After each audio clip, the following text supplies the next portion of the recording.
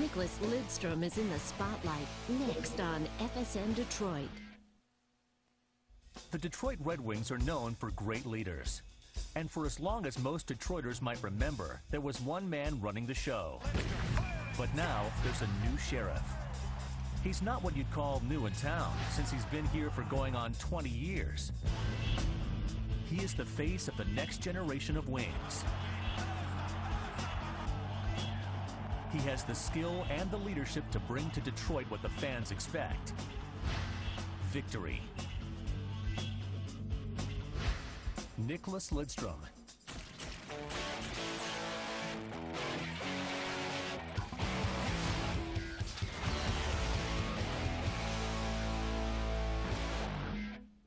Holmstrom tried for the tip. Now it's a 5-on-4.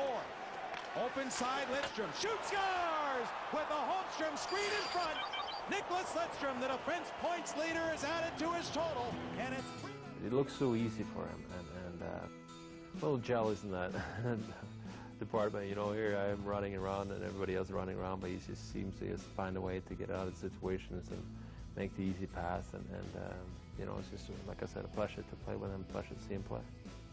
He's just good at everything. He doesn't have a weakness. He's a good skater. He's good with the puck. He's intelligent. Plays this position very well. Probably the most frustrating thing of playing against him would be just his uncanny ability to hold on to the puck and at the very right moment make an excellent pass. And it's frustrating for a guy forechecking him, because you know you got to get there, but as soon as you get there, he's going to pass the puck off and just slip by your check. Years before his time with the Red Wings, Nick Lidström's dreams were focused more at home. As a boy growing up in Sweden, Nick couldn't help but play hockey. It's pretty much the national pastime, a tradition handed from father to son. I played hockey when I was a kid, and I played hockey home in the street and in a little rink just inside where we live. Well, I have 3 sisters, so they were more into horseback riding and that kind of stuff, so they weren't really into sports at all. So my parents, I guess I've got 2 older sisters and one's younger. So my parents took me to a lot of practices and games and even tournaments too. So they were a big part of me growing up and playing hockey. I was driving to the rink and I was on the game. I don't know, it was outside, rink was outside. It was cold, and I was always there to help him. So that was not so hard, just fun. The fun began at an early age for Nick. I started when I was 7, so when I started remembering being cold and playing outdoors, probably from about 8 up until I was 12.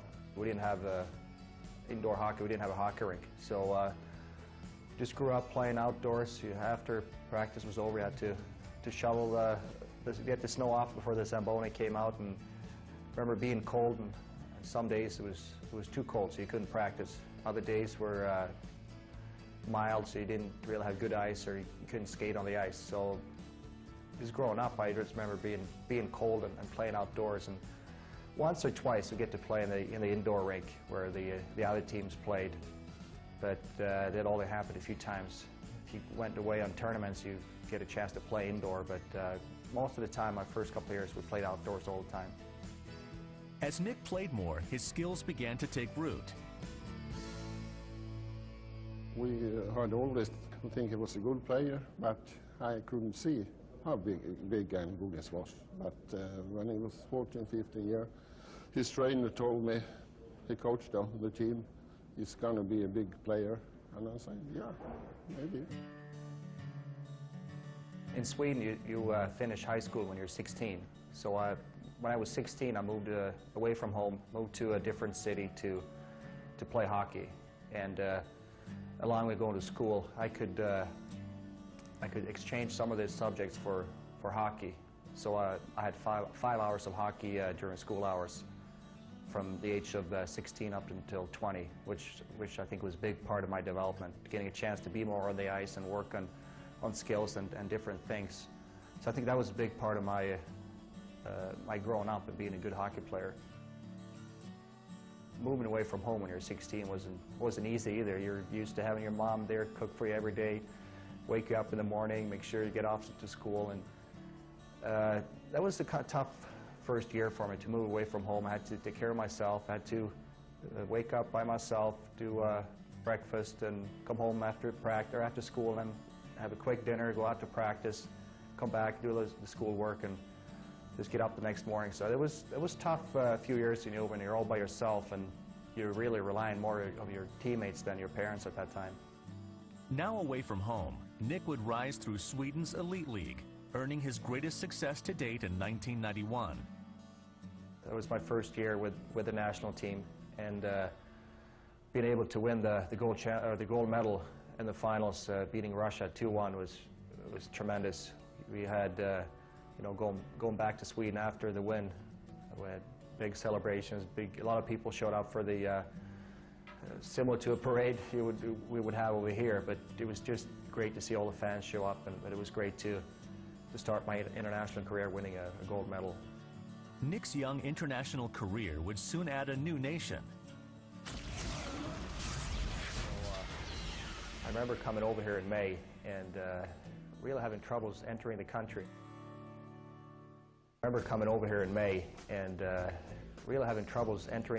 I flew to Toronto and drove down to Windsor and tried to go through the tunnel, but for whatever reason I couldn't get through, so we had to fly back to Toronto and fly from Toronto to Detroit, and that's finally enter the U.S. But once I got here, it was great to see Joe Louis Arena. Like I said, it was my first visit to the U.S., and everything seemed so big when I first got here. Everything seemed bigger here, except for the ice. The rinks are bigger in Europe. You have more time with the puck, making plays or going up ice with the puck, whereas here the rinks are smaller, they're coming at you faster. I think the players are better.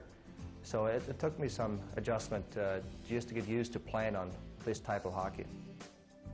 But the adjustment to life overseas seemed less challenging for Nick because of his experience as a teenager.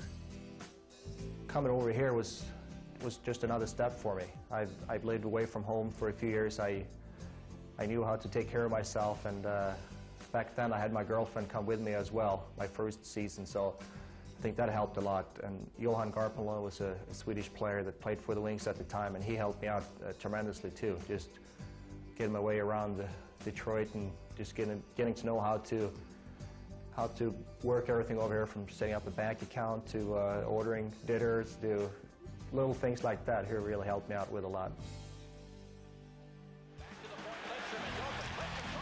Things took off right away for Nick on the ice, coming to the Red Wings in the same season as Vladimir Konstantinov. Players with different styles, each highly effective.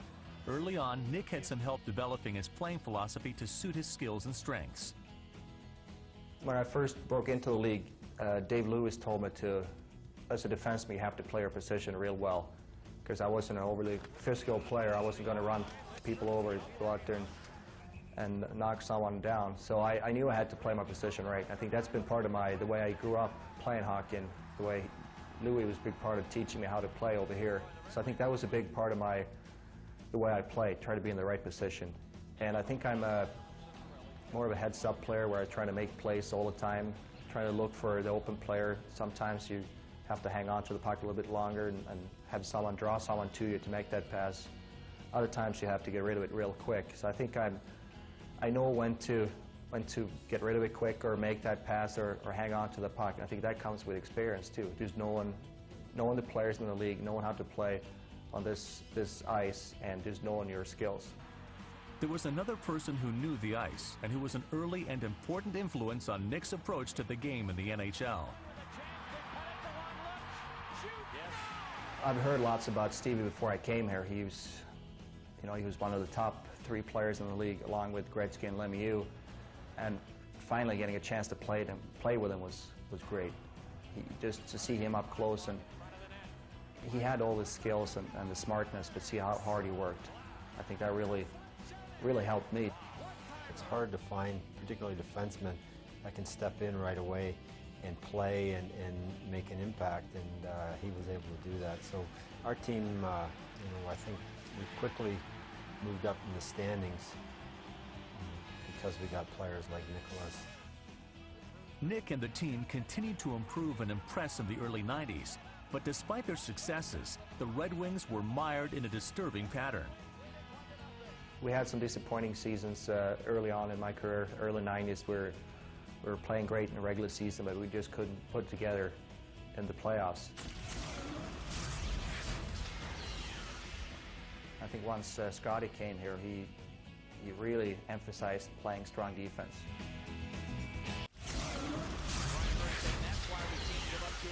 Having left his native Sweden for life in the NHL, Nick Lidström was finding his way in Detroit, and the Red Wings were trying to find a way to translate regular season success into playoff wins.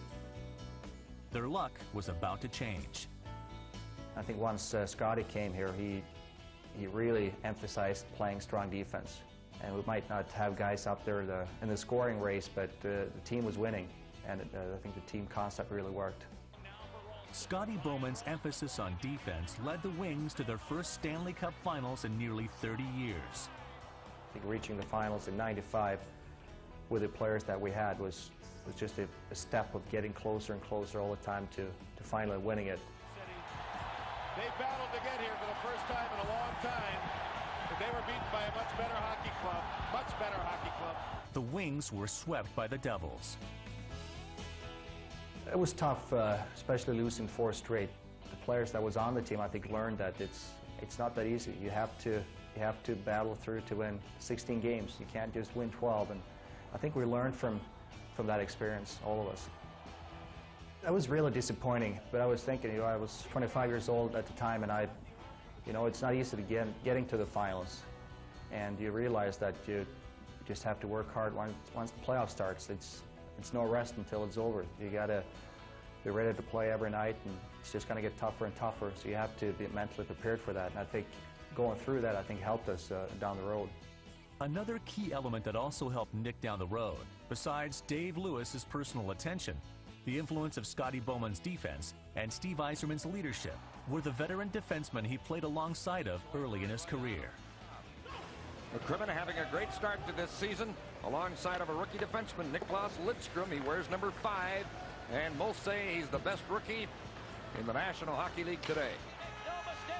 I've had some great partners throughout the years. They all had bits and pieces of turning me into the player I am today. After losing the Stanley Cup to New Jersey in 1995, Nick and the Wings appeared to be on a mission the next season. We were cruising through the regular season, winning games left and right, and just winning games easy too. And we were playing so well that we almost took it for granted winning games. And once you got to the playoffs, we just kept rolling. And finally we ran into Colorado, which was a hot team as well. We've had some battles with them in the past. Now a giveaway. Here's Forsberg coming on in front, scores. Tell you what, he beat a pretty good defenseman, Nicklas Lidström. I haven't seen that happen all season long. The length of the ice. The hockey game is over. Ending the season like that was really tough. Especially we were playing so well throughout the whole year, and then losing out in the conference finals was almost devastating. We were wondering if you're ever gonna get there. But I think the team just got better and better, and Scotty and the management and coaching staff added the players that they thought would get us over the hump and get us to the finals again, and it worked back in '97.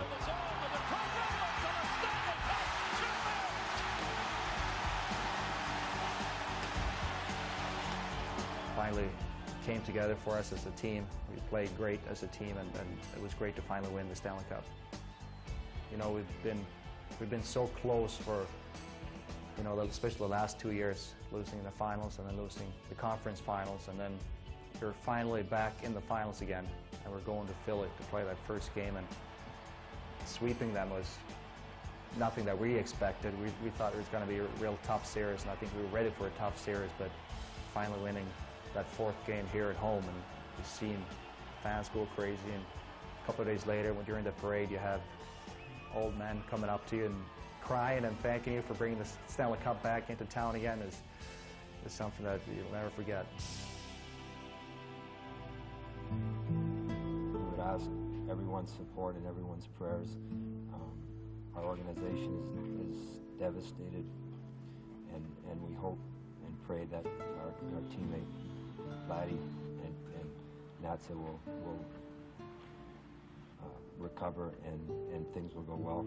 Just days after finally winning the Cup, tragedy would strike the Red Wings family. Right after the accident, it felt like it didn't happen. It was unreal. And then coming back the next season, you know, in the back of our minds, we were always looking at Vladdy's locker was right next to mine, so you know, you're looking at it every day. You see everything in there every day, and you're thinking about him every day and what he's going through, and you just feel like you want to help him in whatever way. And I think the best way we could do is go out there and win, play hard for him, and win. The Detroit Red Wings of 1998 are Stanley Cup champions. And finally being able to do that, and Vladdy was there at the game, and seeing him coming out on the ice, even though in a wheelchair, he's out there and being part of the celebration, and just felt great inside to see him out there again.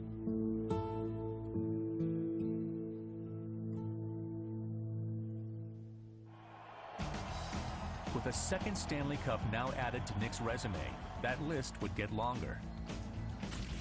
Steve Yzerman was our leader, so it was just a tremendous honor to be handed the Conn Smythe, so I didn't really expect that at all.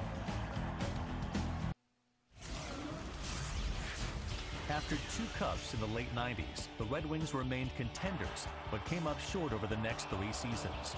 Not coming up short, however, was their great defenseman, Nick Lidström. Coming into the 2001-2002 season, Nick had been to the All-Star game 4 years in a row, and he capped off 2001 with his first Norris Trophy. That summer, the Red Wings picked up superstar goaltender Dominik Hasek, and the hunt for the cup was on again. Hasek immediately knew what he had in front of him with Nick. There was so much said about him, how good he is, how great hands he has, how can see the ice. I think the best of him, everything is great about him, but what is most important as a goalie, you can depend on him every night. You know, he never takes a night off. He's always ready, every situation. Very, very rarely he makes mistake. With Hasek in the fold, the Red Wings went on to win the 2002 Stanley Cup, their 3rd in 6 years. And Nick's stellar play was recognized, winning the 2002 Conn Smythe Trophy. That was a surprise too. I thought a lot of players played great for us. Dom was great in that. Brett Hull scored some key goals for us.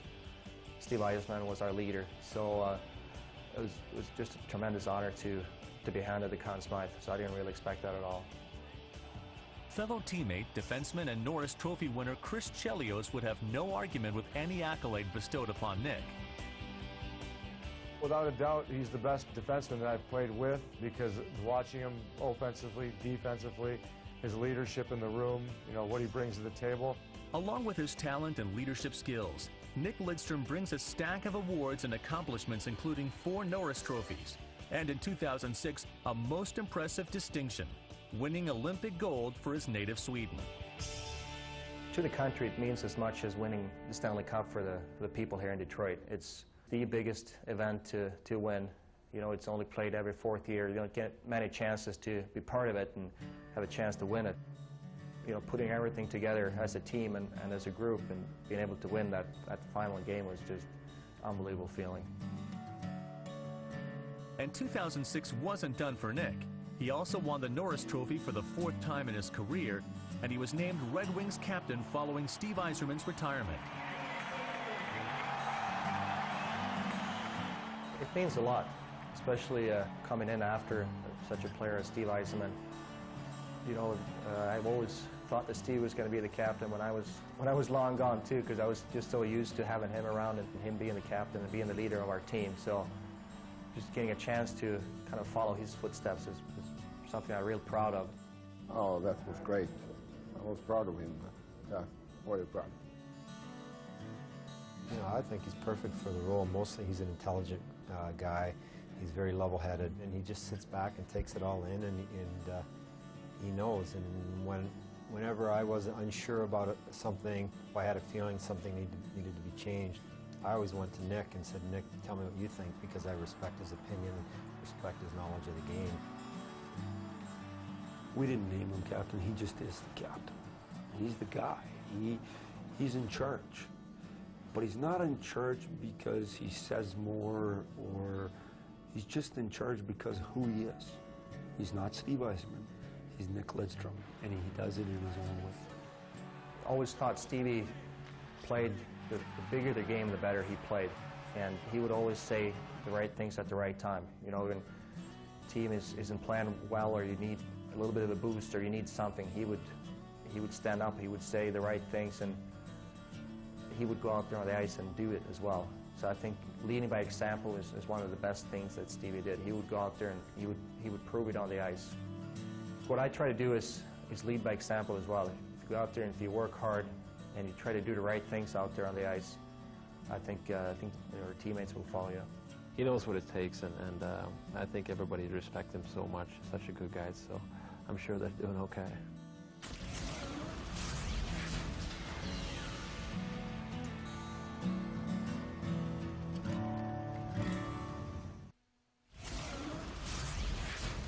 From the cold ice ponds of Sweden to legendary status, Nicklas Lidström is considered by many as the top NHL defenseman of the 21st century. Playing for the Detroit Red Wings since the 1991-92 season, he's received numerous awards and has been a near regular on the All-Star team. Nick has proven a model of consistency. He does everything right.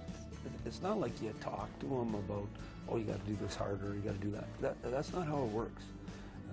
Usually when you talk to him, it's about the team, or about the player, or about what can we do better. It's not about, hey, pick it up, Nick. He just makes things so simple. I mean, we catch, you know, each other on the bench sometimes, just looking at each other like, how did he do that? Or, you know, did you see that? Zetterberg. Hall, front of the goal. Lidström scores! He's as good as they come. You know, he sees the ice. He's so mobile and doesn't need to do anything more than he has to. You know, it's just he's all over the ice without even doing anything. It's just so natural. And I played with him, and of course, you know, and I remember most of him when he scored the winning goal last Olympics, and so it's been great knowing him and great playing with him. He's a great player. When I first came here, I wanted to make the team. I didn't want to get sent down to the minors. That was that was my mindset, trying to make the team and then do the best of it. But I only thought that I would stay over here for a couple of years, played 2-3 years maybe, and see what it was like, and then I would end up back in Sweden again. So I never really saw myself staying over here for 15 years. I don't know how else to put it than he's just, in my eyes and in a lot of people's eyes, the best player in the National Hockey League right now, and he's a big deal. NHL goal, and Lidström with a tip of the hat. A treasure to his native Sweden. Now a favorite for his adopted wings.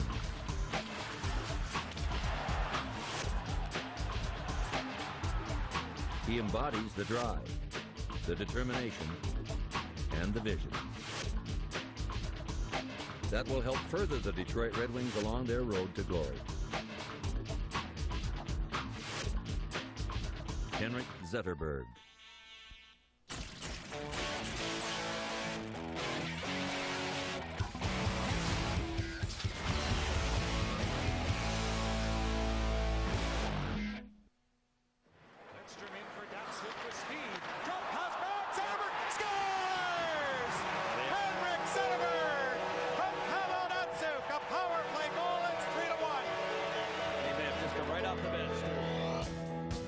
Part of drafting is being lucky. I mean, you know, I've got children of my own that are 18, 19, 20. To think where they're going to be when they're 25, I'm guessing even my own kids. So, you know, we're looking at 17, 18-year-old players, watching them on the ice, and you don't know how big they're going to grow. You don't know how committed they are to working out, to how passionate they are about playing hockey.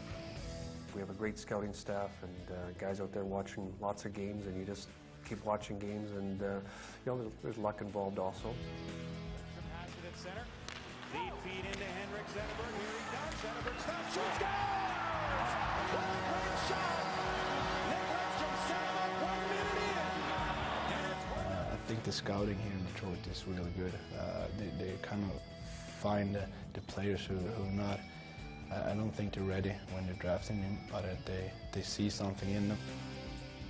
I think as we draft these players and we get to know them, and they come to our camps, we have a little better feel, but it's a bit of a guessing game. So you got to be lucky, and certainly in Zetterberg's case, we were very lucky. With an already stacked bench in 1999, the Red Wings could take a chance on a young player like Henrik Zetterberg. They could afford to leave him in Sweden to continue his development. And then know what it's up to the player. What's inside the player, what's in his drive. Henrik Zetterberg grew up in Sweden, the third largest country in Western Europe, often thought of for Nobel Prizes and a spectacular midnight sun. It's a small country. It's very long. It's probably like 25 hours car ride, and I'm right in the middle. We have kind of the same weather that we have in Detroit. We have warm summers and a lot of snow in the winter, so it's a beautiful country. My first club is hockey club was called Nürnberg, Esko, and after that, when I was 14, I moved to Timrå. I played in the Elite League in Sweden now, and I went to school there too. And we had I think 3 mornings every week for the schedule in school. We went to play hockey, so we played hockey for 2 hours in the morning. But as a kid growing up in Sweden, your hockey dreams don't usually extend beyond your borders. The dream you had when you were young was playing the national team, because you didn't see the games over here that often, because it was the middle of the night when the NHL played their game. So kind of the big things for a kid were to play in the World Championship and play in the Olympics and play for the national team, and I think that was my, the dream when I was growing up. My dad played hockey. I think that's why I'm sitting here right now. I always follow him to the locker room, and when he had practice and stuff, and I was so mad when I had late practices in the weekdays because I couldn't follow him because I have to go up to school the next day. So he taught me how to play hockey, and I was always in the locker room, follow him around. Henrik was a relatively small player for most of his youth, and that led him to focus on the mental part of the game. I think I developed a skill like you always have to think before things happen. If you see the guy come, you have to know like where you have the puck. I think I used the boards a lot when I was small. Like I was not standing like 4 feet. I was 4 feet above the boards. I was real close to the boards, and I become a friend with that. And I think when I was getting bigger myself, I think that was a big difference for me then, because I knew to handle all the big guys. Sometimes it's good to be smaller, but then you have to use other ways to be good. I mean, he used his skating, his knowledge of the game. After 2 years there, when I played in the senior team in Timrå, you kind of start thinking a little bit that you maybe have a shot in this. With further refinement of his game, the shot he needed was not far off.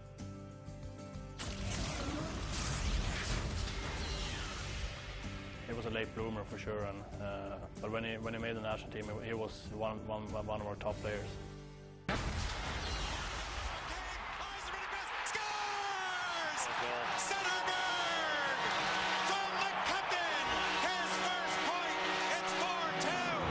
Henrik Zetterberg is a quiet storm on the ice for the Detroit Red Wings.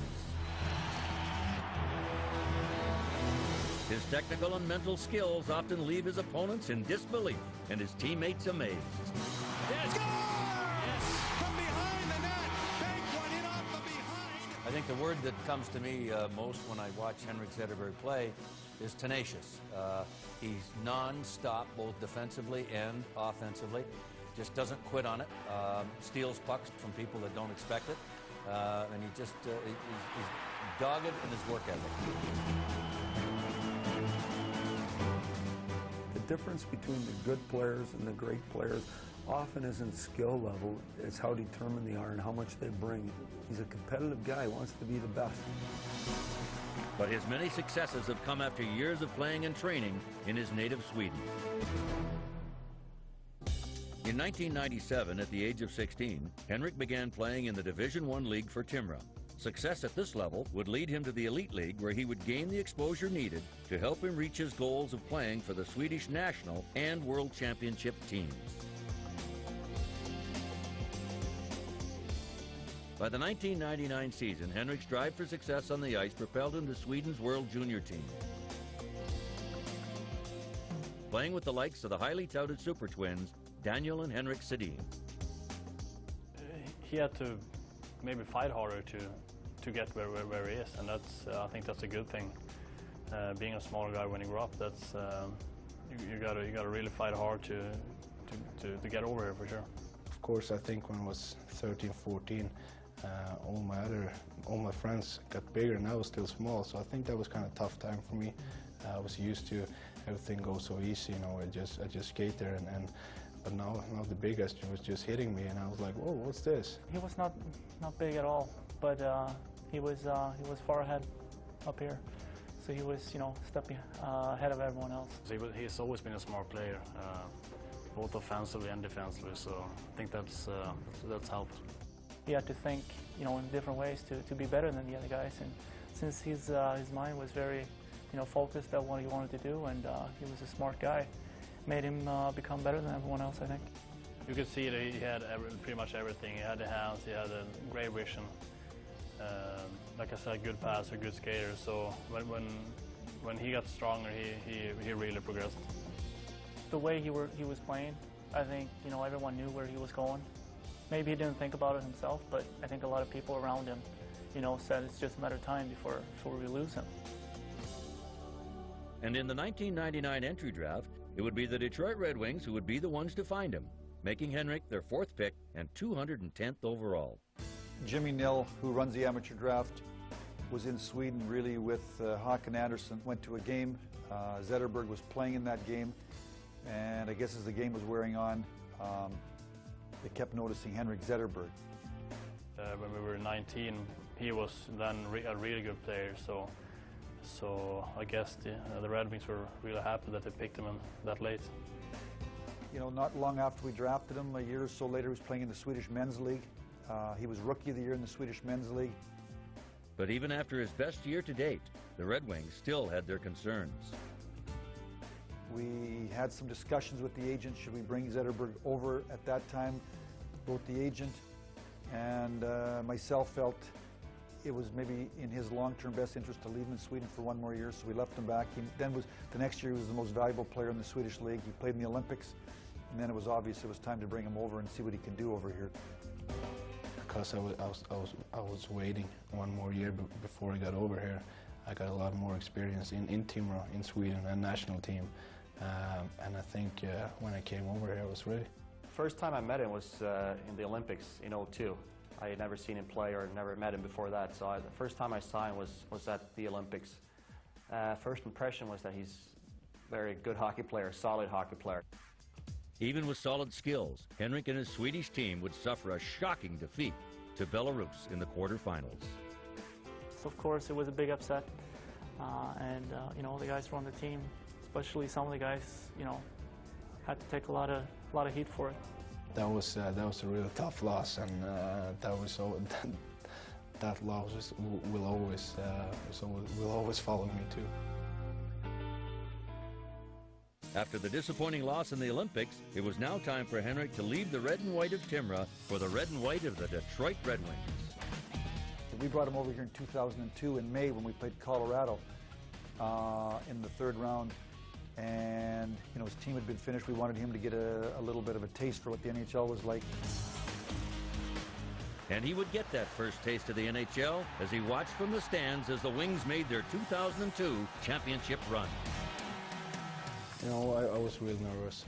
Nicklas was with me too. He got invited to come on that trip, and my mom and dad was here too. And I remember the first game we saw, I was sitting with Nicklas, and we were all the guy with the suits. Like, we had the suits, and all the other guys had like the jerseys and stuff. So I think we looked pretty funny there. And I remember I looked to Nicklas and said, "Wow, this is quick. And like, how can I be able to play in this league next year? Because this is too fast for me." And it was an unbelievable game. And after we went down to the locker room, me and Nick, small kids, just could come into the locker room. You just look around, you see Steve, you see Chelios, you see Luke Robitaille, Larionov, Federov, you know, and we just started to look for the Swedes, like Nick and Homer. We were there, and we didn't see them, so we were just standing there, walk around. Everybody was nice, but it was real nervous to get into the locker room the first time. But I will always remember that. No longer just watching from the stands could Henrik shake off his nerves and prove to the NHL what many in Sweden already knew.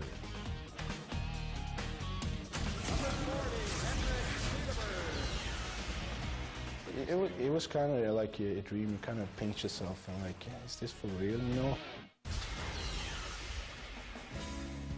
The Detroit Red Wings drafted Henrik Zetterberg from the Swedish Hockey League in the 7th round of the 1999 NHL entry draft, but chose to let him develop his game further at home before starting in Detroit. After rising through his native hockey leagues and playing on the 2002 Swedish Olympic team, Henrik now appeared ready for life in the NHL. Once you draft these players, it's then you got to go with the process of developing and bringing them along at the right pace. It didn't take Henrik long to get into the lineup his first season, alongside some pretty impressive company. One of the things I always remember is my first game in Joe Louis. In the lineup, I was standing in between Brendan Shanahan and Sergei Fedorov, my first game at Joe Louis, and I was like, whoa. Kind of pinch yourself and like, is this for real, you know? Because when I came over the first year, I didn't know if I was going to play, where I was going to play, you know. I could go back to Sweden and play in Timrå one more year and start off in camp, and it worked out pretty good, and then everything just happened so fast, and then the regular season was starting, and you were in the lineup, and you were playing with Sergei and Brendan for the first home opening, and it was just amazing. Now that Henrik was finally in the Wings lineup, the question was, would his style of play fit in the NHL? I'd heard so much about him from his time over in Sweden and the nickname Zata and how they retired his jersey over there, and just seeing him, it's like he never missed a step. He came into the NHL game and really never missed a beat. Fed it back, Robitaille. Came free, Chelios, save made. Scores! Zetterberg, the best of his career! A power play goal! And the Red Wings lead 4-2. If you're number 40 or number 13 for Detroit, they're not big physical guys. They're very highly skilled. I thought he should have won the Calder Trophy, 22 goals, 44 points in that first year in the league, and he was just very smooth. One of the things that he does very, very well, and he also did it well in Sweden, was his ability, I call it, the ability to roll around on the boards with the puck, you know, protect the puck, because a lot of Europeans play on a big ice surface and they like to play in the open ice. And they get over here to a smaller rink and there's a lot of play in tight quarters, and they're not as effective. And Henrik's game, even in Europe, he gets the puck, he can go one way, he can roll back the other way, he protects the puck, he can slide off checks. And I think that's why he's been so effective in the North American rink. Once he made the national team and he came over here, so it's been all good things, and I think it's shown everyone too that he belongs here and he's a world-class player. I think he's learned how to play on smaller ice surface. You have smaller ice surface over here, and I think he's adjusted real well to knowing when to get rid of the puck, hang on to it, make plays with it, and buy himself some time with the puck. He's a very smart hockey player and very poised, so he can make those plays and adjust accordingly. The biggest adjustment that they have to make, the skill is the same as when he came here, but it's honed now to the game in the NHL. He had to learn the lifestyle both on and off the ice, the way the game was played, bigger, stronger, faster players, and that in itself gives him the tools then to go and do what he needs to do with the same set of skills that he came here with to be successful year in and year out. Because once they see your moves, they're onto you, they know what you're doing. You've got to find a different way to do what you do best to continue to be successful at that level. You know, if the coach wants him to play defensively, he'll play defensively. You know, if they want him to produce, he'll produce. He'll deliver whatever, you know, coach wants from him. And it's amazing how he adjusted very quickly. It's very easy as a coach just to call out his name because you know you're getting usable, good, hard minutes. Competes very hard. People say he's not a great skater. I haven't seen that one time. I think he's a great skater. Keeps his feet going all the time. I think he's kind of like a working class star, if that makes any sense, is that he just doesn't do it on skill. He does it on determination and work ethic and drive and making people around him better. Henrik Zetterberg is a gifted two-way player who often is compared to fellow countryman Peter Forsberg. Forsberg is elite, elite, elite. Big and strong and beyond skilled. So that's a tough measure, and yet he's got to be as good a player as they have in Sweden now.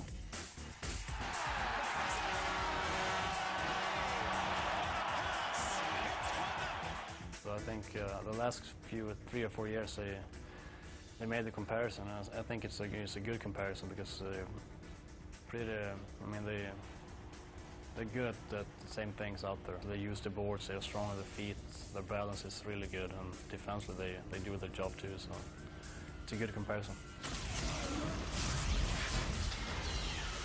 He's got the possibility to be the best, I think, in the league, and he's got that ability.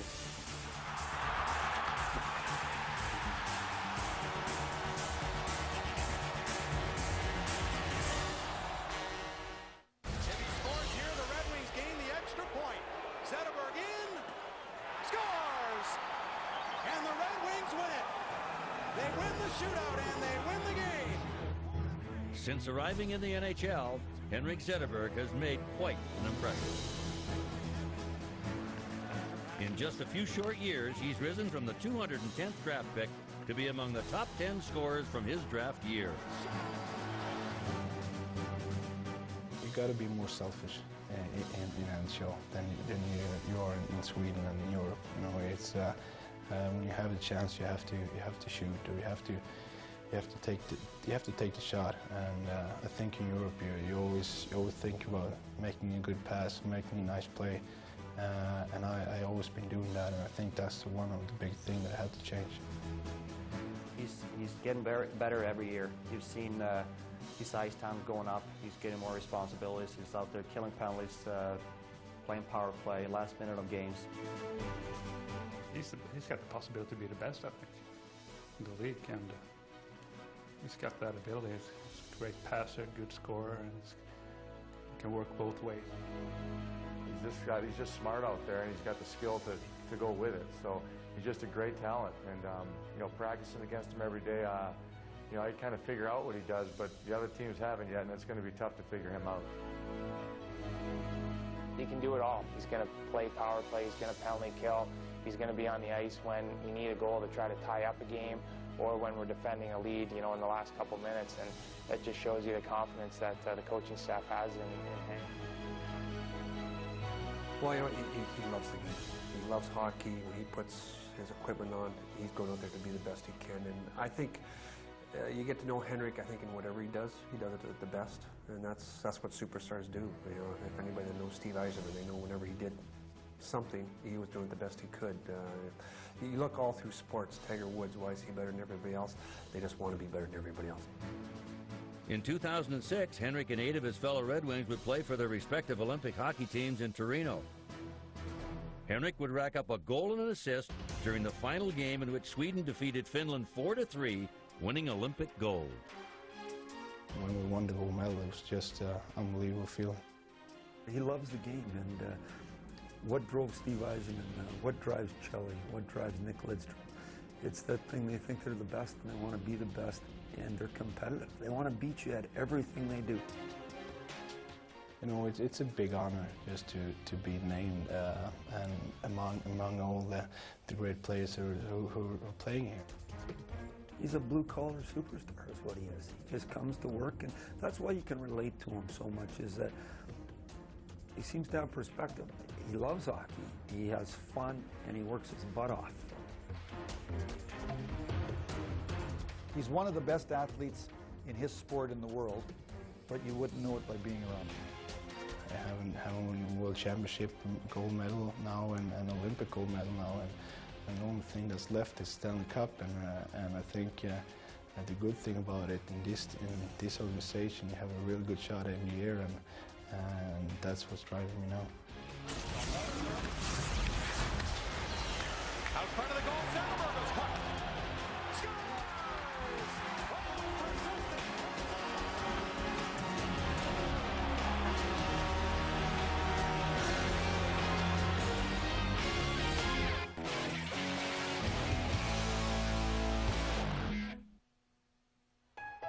Drafted 210th overall while a teenager, Henrik Zetterberg hasn't disappointed Detroit hockey fans since his arrival, making some believe that the Red Wings scouts can actually see into the future.